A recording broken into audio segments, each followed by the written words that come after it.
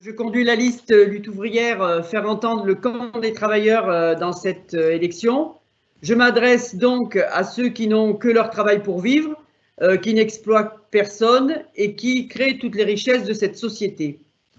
Donc, au préalable, je tiens à dire que je m'adresse ici aux petits exploitants, aux petits producteurs et à tous les ouvriers agricoles qui, comme les salariés, sont victimes d'un système dominé par la dure loi du marché, un système dominé par une minorité de possédants des grands groupes, qu'ils soient de l'agrobusiness, de l'industrie ou de la grande distribution, sans oublier ceux de la finance et des banques, comme le Crédit Agricole. En un mot, ceux qui subissent la dictature d'une minorité de riches parasites pour qui seuls comptent le profit, la rentabilité, qui n'en ont jamais assez et qui n'ont de cesse d'étendre leur empire.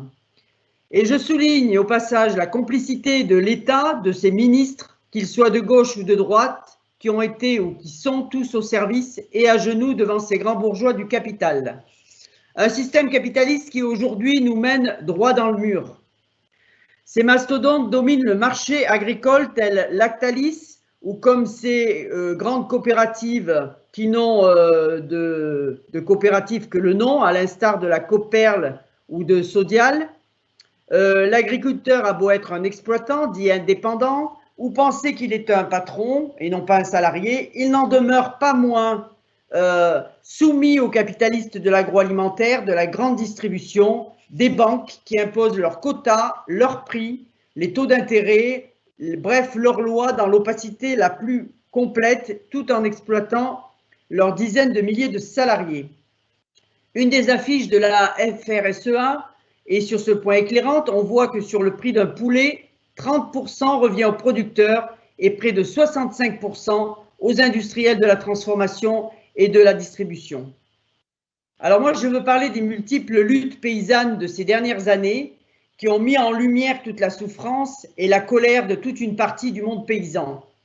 Si aujourd'hui ceux-ci sont en faillite ou menacés de faillite, si certains mettent fin à leur jour, si leurs enfants n'imaginent pas reprendre l'exploitation familiale, c'est justement en raison de l'impasse que constitue cette économie capitaliste de plus en plus folle.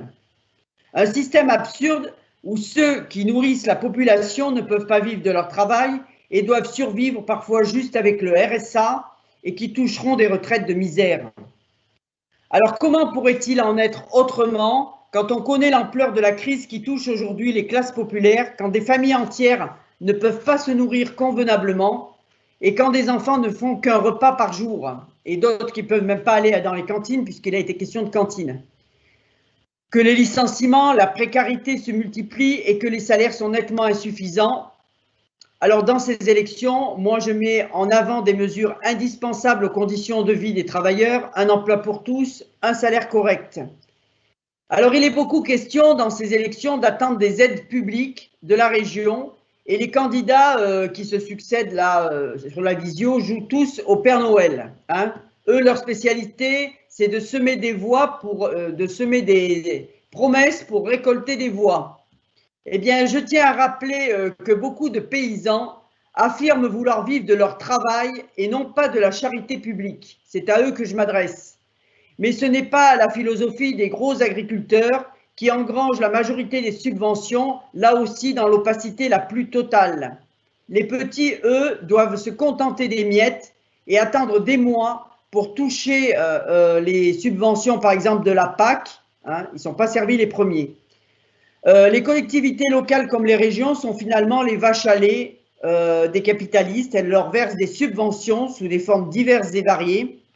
Et ceux qu'elles soient dirigées par les politiciens de droite comme de gauche, ils sont tous à plat ventre finalement devant ces grands patrons et n'ont que du mépris pour les travailleurs des usines comme ceux des champs. Alors, en tant que communiste, moi je pense que les travailleurs, les producteurs en général, ceux qui vivent de leur travail, doivent contester la mainmise d'une minorité de grands bourgeois, qu'ils soient du secteur agroalimentaire, industriel, de la grande distribution ou de la finance. Les travailleurs, les petits exploitants seraient bien mieux en mesure de diriger la société et de permettre à chacun de vivre de leur travail. Alors moi, je voudrais dire deux mots quand même sur ces idées à la mode du localisme ou du produire français qui permettraient, soi-disant, aux paysans de vivre mieux.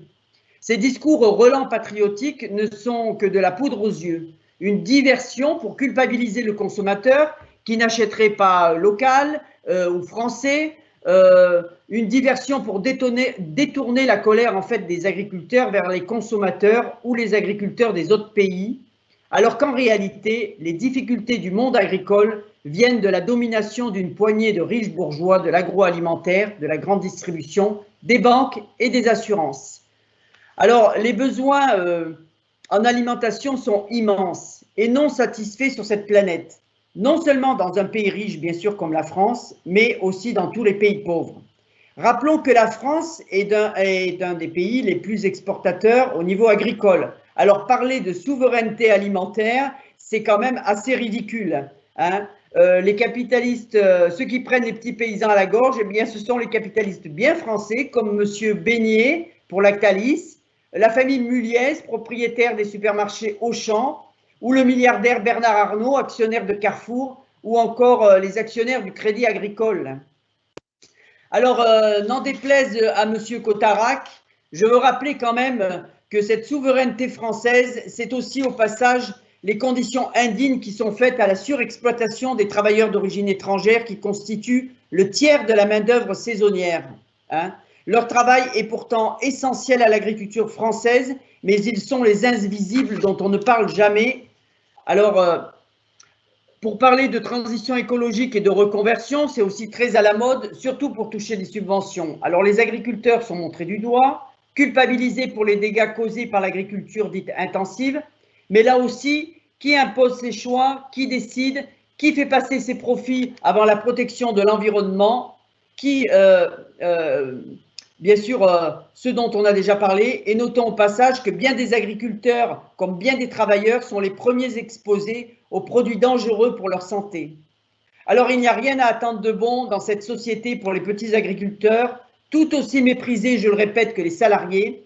Ils ont par contre tout à gagner à s'organiser, notamment avec les travailleurs de ces groupes de l'agroalimentaire, des ouvriers des abattoirs, des usines de transformation ou les employés de la grande distribution qui sont exploités par ces mêmes grands patrons omnibulés par le profit.